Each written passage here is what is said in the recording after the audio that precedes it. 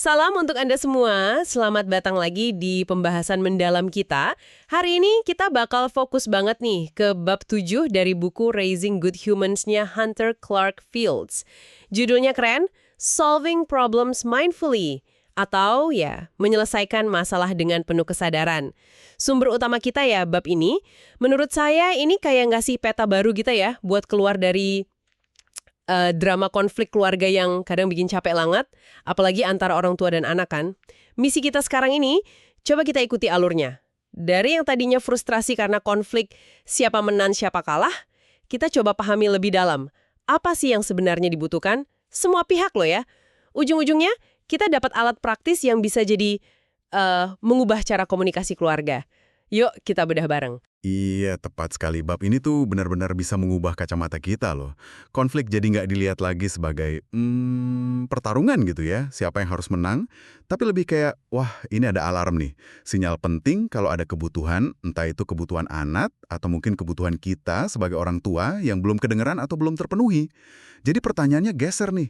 Bukan lagi siapa benar siapa salah, tapi lebih ke, oke, gimana caranya kita selesaikan masalah ini, tapi hubungan malah makin kuat. Ini nantang banget cara pikir lama soal disiplin, kan?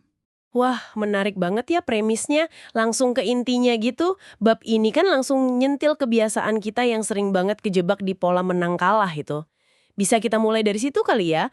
Gimana sih bab ini membedah pendekatan tradisional yang ya ampun sering banget kita pakai? Maksudnya gaya otoriter lawan permisif itu? Tentu. Jadi gaya otoriter dulu ya. Ini kan posisi di mana orang tua ngerasa harus menang, terus ya anaknya jadi kalah. Sering banget ini ujung-ujungnya pakai hukuman. Nah, bab 7 ini benar-benar nge-highlight beberapa masalah dasar dari hukuman. Bukan cuma soal nggak efektif, tapi bisa jadi bahaya juga. Pertama nih, secara nggak langsung, ini ngajarin anak kalau siapa yang punya kuasa, ya dia yang benar. Bukan soal adil atau empati. Kayak kekuatan di atas kebaikan gitu. Kedua, ini bisa numpuk bibit kebencian atau resentment ya istilahnya, buat jangka panjang. Anak mungkin nurut di depan, tapi di dalam hatinya, hubungannya terkikis. Oh, resentment itu ya? Iya, resentment. Terus yang juga penting banget, hukuman itu bikin anak fokusnya ke gimana caranya biar nggak dihukum lagi. Bisa jadi bohong, nyelinap gitu kan jadinya. Bukannya malah belajar mikirin dampak perilakunya ke orang lain atau ngebangun moral dari dalam dirinya sendiri. Jadi empatinya nggak keasah. Dan iya, banyak studi penting juga nunjukin ini kok. Bentakan keras, hukuman fisik, itu bukan cuma gagal ngedidik, tapi beneran bisa kasih dampak negatif ke psikologis anak. Jangka panjang loh. Intinya sih, hukuman itu ngerusak hubungan dan nggak ngajarin skill yang dibutuhin anak. Dengar rangkumannya gitu rasanya lumayan nusuk ya. Soalnya mungkin banyak dari kita pernah gitu atau paling nggak tergoda lah ya buat ngelakuin itu pas lagi frustrasi banget. Ini benar-benar kayak membalik logika disiplin keras yang mungkin kita warisi juga sih. Terus gimana sama kebalikannya? Gaya permisif, yang orang tuanya sering kalah atau ngalah melulu? Anak bisa jadi tumbuh tanpa batas yang jelas. Akibatnya, dia susah ngendalin impuls atau ngatur emosinya sendiri. Lebih jauh lagi nih, mereka jadi kehilangan kesempatan buat belajar empati sama disiplin diri. Kenapa? Karena kebutuhan orang tuanya hampir nggak pernah dianggap penting atau nggak pernah dikomunikasikan dengan tegas. Jadi, ya kedua ekstrem ini, terlalu keras atau terlalu lembek, sebenarnya sama-sama kurang berhasil buat ngebekali anak dengan keterampilan hidup yang penting banget. Buku ini ngingatin kita loh, akar kata disiplin itu kan disiplina, artinya ngajar atau belajar, bukan ngehukum atau ngalah tanpa tujuan. Oke. Jadi disiplin itu intinya ngajar, bukan perang ya. Nah, kalau pendekatan menang kalah ini udah jelas buntu. Alternatifnya ya pendekatan penuh kesadaran atau mindful ini. Gimana bab 7 ini ngajak kita buat ngelihat konflik pakai kacamata yang beda? Mungkin contoh anak yang gangguin orang tua ngobrol di buku itu bisa bantu kita nangkep maksudnya. Kuncinya itu ada di satu pergeseran penting banget. Dari fokus ke solusi yang kelihatannya saling nabrak, kita geser fokusnya ke kebutuhan dasar yang belum terpenuhi di balik perilaku dan solusi itu. Ini inti dari pendekatan mindful di bab ini. Contohnya tadi, anak yang motong terus pas orang tua ngobrol. Orang tuanya mungkin butuh fokus atau butuh koneksi sama pasangan. Si anak, di sisi lain, mungkin kebutuhannya itu perhatian atau ngerasa penting, atau ya simpel aja pengen nyambung sama orang tuanya. Solusinya mungkin kelihatan bentrok ya. Diam versus lihat aku. Tapi kebutuhan dasarnya bisa jadi nggak sekontradiktif itu kok. Jadi kayak detektif kebutuhan gitu ya. Bukan cuma jadi pemadam kebakaran perilaku aja. Betul. Nah, tantangannya itu gimana caranya kita gali kebutuhan ini? Bab ini nyaranin kita buat nanya. Bisa ke diri sendiri, bisa juga ke anak. Apalagi kalau permintaannya aneh gitu ya. Tanyanya bisa kayak, sebenarnya apa sih yang bakal kamu dapetin kalau permintaan solusi itu kejadian? Atau, itu penting buat kamu kenapa sih? Pertanyaan kayak gini bantu kita nembus permukaannya. Misalnya nih, anak ngotot minta HP baru sekarang juga. Kebutuhan di baliknya mungkin bukan HP-nya itu sendiri loh. Bisa jadi dia ngerasa butuh nyambung sama teman-temannya, atau pengen ngerasa lebih mandiri dan dipercaya. Kalau udah ngerti kebutuhannya, pintunya kebuka buat cari solusi yang lebih kreatif. Oke. Tadi disebut soal koneksi ya, dan buku ini kan dari bab sebelumnya udah nekenin banget soal iMessage sama mendengarkan reflektif. Berarti alat-alat itu kepake banget di sini ya buat gali kebutuhan tadi. Bisa diingetin dikit nggak gimana cara kerjanya di konteks ini? Tepat sekali. Alat komunikasi dari bab sebelumnya itu jadi kunci penting di sini. iMessage itu cara kita nyampein perasaan sama kebutuhan kita tanpa nyalahin orang lain. Jadi bukan bilang, kamu kok berisik banget sih? Tapi lebih kayak, mama jadi susah konsen nih kalau ada suara keras. Mama butuh tenang sebentar buat selesain ini. Fokusnya ke perasaan sama kebutuhan kita. Nah, kalau mendengarkan reflektif, itu kayak kita jadi cermin buat anak. Kita pantulin lagi perasaan sama kira-kira kebutuhannya apa, tanpa ngejudge. Oh, jadi kamu kesel ya karena pengen ikutan ngobrol juga? Atau, kayaknya kamu bosen nunggu ya dan butuh perhatian mama sekarang. Dua alat ini bantu banget biar kedua pihak ngerasa didengerin dan dipahami. Ini ngebuka jalan buat ngelihat kebutuhan bareng-bareng sebelum buru-buru cari solusi. Oke, paham. Jadi alat komunikasi jadi fondasi buat ngertiin kebutuhan ya. Nah, buat konflik yang mungkin lebih rumit nih. Bab 7 nawarin metode yang lebih terstruktur. Namanya win-win problem solving. Wah, ini nih bagian yang katanya bisa banget ngubah dinamika keluarga. Gimana sih langkah-langkahnya?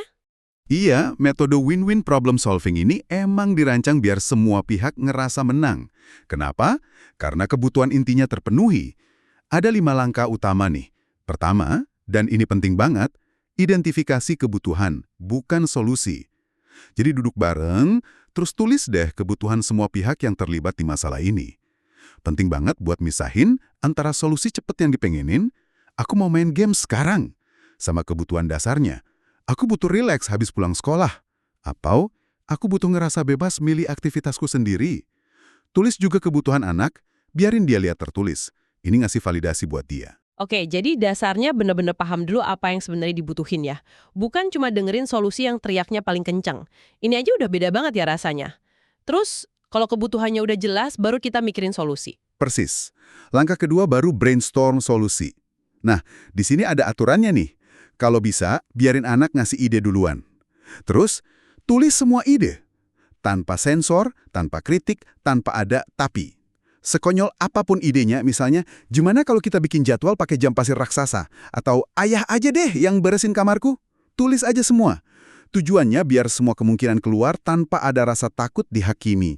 Ini bagian yang kita sebagai orang tua butuh sadar banget buat nahan diri nggak langsung komentar. Nahan diri buat nggak komentar ya, itu pasti butuh latihan. Banget. Nah, setelah daftar idenya ketumpul, baru masuk langkah ketiga. Evaluasi solusi. Sekarang kita liatin daftar tadi bareng-bareng. Buku ini nyaranin sistem yang simple aja. Kasih tanda centang buat ide yang semuanya setuju. Kasih tanda silang, X buat yang semuanya nolak atau emang nggak mungkin dilakuin. Terus kasih tanda tanya, buat yang masih ragu-ragu. Nanti fokus diskusinya ke yang tanda tanya itu. Ini beneran ngejawab kebutuhan semua pihak nggak? Yang udah kita tulis di langkah pertama tadi. Oke, disaring gitu ya? Iya. Langkah keempat, baru buat keputusan. Dari solusi-solusi yang potensial tadi, yang dapat centang atau tanda tanya yang udah clear, diskusin lagi mana yang mau dipilih. Pakai lagi deh e-message sama mendengarkan reflektif di sini. Kalau udah sepakat, bikin rencana aksi yang jelas banget.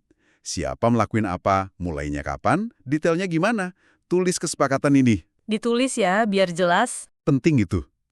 Dan terakhir, langkah kelima yang sering kelewat tapi penting banget. Cek kembali. Check in. Sepakati kapan mau nengok lagi solusi ini. Masih jalan nggak? Kebutuhan semua pihak masih terpenuhi. Mungkin perlu disesuaikan lagi. Jadi proses ini nggak kaku, bisa diulang kalau memang perlu. Kedengerannya emang memberdayakan banget ya, apalagi buat anak. Soalnya suara mereka benar-benar didengerin dan dihargai kita dalam proses cari solusi. Tapi saya bisa bayangin sih, ini kan kedengeran ideal banget ya. Banyak orang tua mungkin mikir, waduh repot amat, mana sempet ngelakuin 5 langkah ginian pas lagi buru-buru pulang kerja atau emosi lagi tinggi. Ada tipsnya nggak sih buat nerapin ini di kondisi dunia nyata yang kadang, ya gitu deh, chaos? Pertanyaan bagus banget itu, dan realistis banget. Buku ini juga ngakuin kok kalau ini butuh latihan dan nggak selalu gampang, apalagi pas awal-awal. Pertama, buku ini nyaranin buat nyoba metode ini pertama kali tuh buat masalah yang ringan aja. Atau bahkan yang positif kayak ngerencanain liburan akhir pekan atau kegiatan seru bareng. Ini buat ngebangun otot kolaborasi sama kepercayaan ke prosesnya tanpa tekanan yang gede. Kedua, emang butuh waktu buat ngebangun kepercayaan anak sama proses ini. Apalagi kalau mereka udah kebiasaan sama pola lama, otoriter atau permisif. Jadi, ya, konsisten itu penting. Ketiga, soal waktu sama emosi nih. Kuncinya mungkin di langkah awal. Kita sadar dulu kapan kita nggak dalam kondisi buat problem solving ini. Kadang kita perlu bilang, mama papa lagi marah, capek banget sekarang. Kita nggak bisa ngomong baik-baik. Kita bahas ini nanti ya kalau udah tenang. Nunda diskusi itu lebih baik daripada maksain proses pas emosi lagi ngebajak. Ini bagian dari mindfulness juga kan sebenarnya. Masuk akal banget. Jadi pilih medan perang yang pas buat latihan dulu, bangun kepercayaan pelan-pelan, dan sadar kapan kita perlu jeda. Oke. Nah, sekarang gimana sama medan perang klasik lainnya nih? Konflik antar saudara atau sibling konflik? Ini kan udah kayak makanan sehari-hari ya buat banyak keluarga. Apa panduan dari bab 7 soal ini? Ya. Konflik saudara nih tantangan universal banget. Bab ini ngutip dari Dr. Laura Markham, penulis buku Peaceful Parent, Happy Siblings.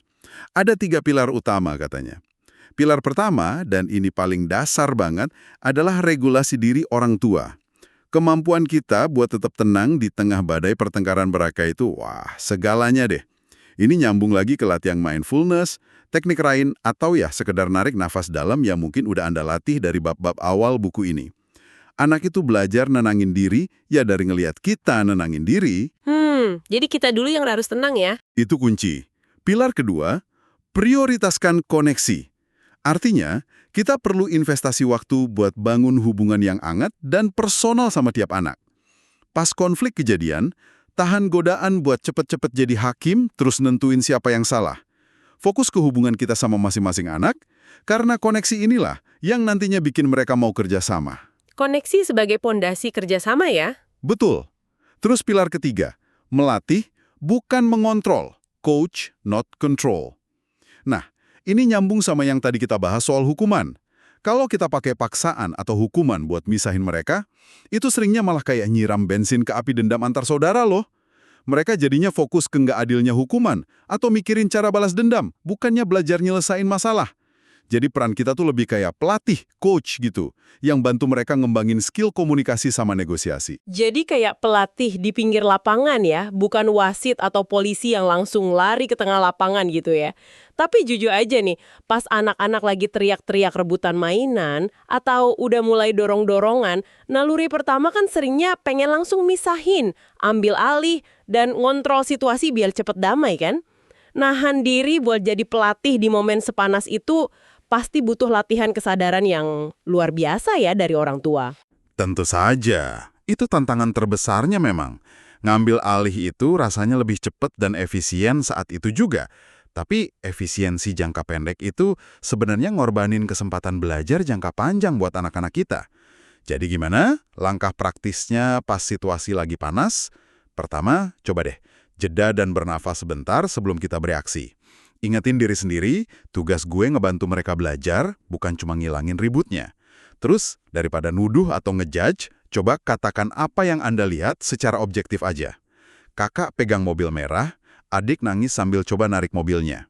Deskripsikan aja ya tanpa ngejudge. Iya. Setelah itu, bantu mereka ekspresikan perasaan dan kebutuhan. Pakai lagi deh e-message sama mendengarkan reflektif buat mereka. Kayaknya kamu marah banget ya, soalnya giliranmu diambil. Atau, kamu sedih ya karena nggak diajak main. Validasi perasaannya. Dan yang penting diingat juga, Anda nggak harus nyelesain semuanya buat mereka. Kasih mereka ruang selama aman ya, buat coba cari solusi sendiri. Kalau ada beberapa anak yang kesal barengan, tanganin satu-satu. Dengerin dan validasi perasaan satu anak dulu, sebelum pindah ke yang lain, atau cari solusi bareng. Fokusnya itu ngebantu mereka biar ngerasa didengerin dan belajar ngelola konflik itu sendiri. Oke, jadi prosesnya itu bantu mereka navigasi badai emosi dan kebutuhan mereka sendiri ya, bukan kita yang langsung ambil alih setir.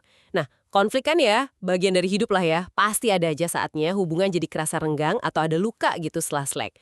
Buku ini nawarin kerangka yang indah banget dari Thich Nhat Hanh buat benerin hubungan lagi. Namanya Beginning Anew atau Memulai Kembali. Wah, konsep Beginning Anew ini rasanya dalam banget ya. Ngebayangin bisa memperbaiki hubungan setelah konflik pakai cara yang terstruktur tapi tulus gini, itu kayak ngasih harapan besar loh. Gimana prakteknya? Beginning anew ini emang sebuah praktek yang kuat banget buat nyembuhin luka-luka kecil dalam hubungan dan bikin ikatan jadi kuat lagi. Ada 3 langkah utama dalam proses ini, bisa dilakukan gantian antara orang tua dan anak, atau salah satu pihak aja yang mulai juga nggak apa-apa. Langkah pertama itu menawarkan apresiasi. Sampaikan sesuatu yang kita hargai dari orang itu, lepas dari konflik yang barusan terjadi. Mama seneng banget dah tadi kamu mau coba ngomong baik-baik meskipun lagi kesel. Atau, aku senang loh kalau kakak mau pinjemin mainan, ini ngingetin lagi dasar hubungan yang positif. Mulai dari yang positif ya. Menjawab sama kerentanan kita, yang justru bisa ngedorong hubungan jadi lebih kuat. Mengakui kesalahan kita ya. Penting itu. Dan langkah ketiga, mengekspresikan rasa sakit dan kesulitan. Di sini, kita bagiin perasaan terluka atau kesulitan yang kita alamin gara-gara tindakan orang lain. Tapi ingat, pakai iMessage. Fokus ke perasaan kita tanpa nyalahin atau nyerang balik. Misalnya, aku jadi sedih deh waktu kamu bilang gitu tadi. Atau, Mama jadi khawatir waktu kamu lari ke jalan gak lihat-lihat. Ini ngebuka pintu pemahaman tanpa bikin orang lain langsung defensif. Praktik ini bisa dilakuin lewat ngobrol langsung, atau bahkan bisa lewat surat kalau anaknya udah bisa baca tulis. Ini cara ampuh banget buat bangun lagi kedekatan dan keaslian hubungan. Luar biasa ya, jadi benar-benar banyak banget ya harta karun di bab 7 ini. Intinya tuh ada pergeseran besar ya. Ngelihat konflik itu sebagai kesempatan emas buat belajar dan nyambung lagi, bukan malah dianggap bencana. Kita diajak pindah nih, dari mentalitas rebutan kuasa ke pemenuhan kebutuhan bareng-bareng. Terus kita dikasih peta jalan yang praktis lewat win-win problem solving buat cari solusi sama-sama. Plus, dikasih kompas emosional lewat beginning anew buat benerin hubungan kalau lagi kesasar. Lalu, apa artinya semua ini buat Anda, pendengar kami, dalam praktek pengasuhan sehari-hari? Artinya gini, setiap kali Anda milih buat berhenti sebentar, terus nanya, apa ya kebutuhannya, atau nyoba metode win-win, atau berani mulai beginning anew, Anda itu nggak cuma lagi nyelesain satu masalah spesifik hari itu aja. Anda sebenarnya lagi nanam investasi jangka panjang. Anda lagi ngebangun fondasi keluarga yang lebih kuat, yang dasarnya itu rasa hormat, empati, sama saling pengertian. Anda juga lagi ngebekalin anak Anda dengan skill sosial sama emosional yang harganya tak ternilai buat masa depan mereka. Kemampuan buat kerjasama, nyelesain masalah dengan damai, ngertiin sudut pandang orang lain. Anda lagi ngebantu mereka tumbuh jadi manusia utuh yang bisa kasih kontribusi positif. Persis kayak judul bukunya kan, Raising Good Humans. Ini tentang secara sadar, milih pakai pengaruh positif daripada sekedar pakai kekuasaan. Sebagai penutup nih, mungkin ada satu pertanyaan reflektif ya buat Anda bawa pulang.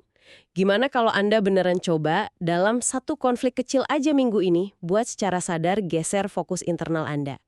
Dari mikirin siapa yang benar atau salah, jadi mikirin kebutuhan apa ya yang belum terpenuhi di sini, baik di saya maupun di anak saya. Gimana kira-kira pergeseran kecil dalam cara pandang ini punya potensi buat ngubah dinamika, gak cuman di dalam rumah, tapi mungkin juga dalam interaksi Anda yang lain di luar sana. Terima kasih banyak sudah menyimak pembahasan mendalam kita kali ini tentang bab 7 dari Raising Good Humans. Semoga obrolan ini ngasih Anda inspirasi dan mungkin alak baru ya buat dijalani. Sampai jumpa di pembahasan berikutnya.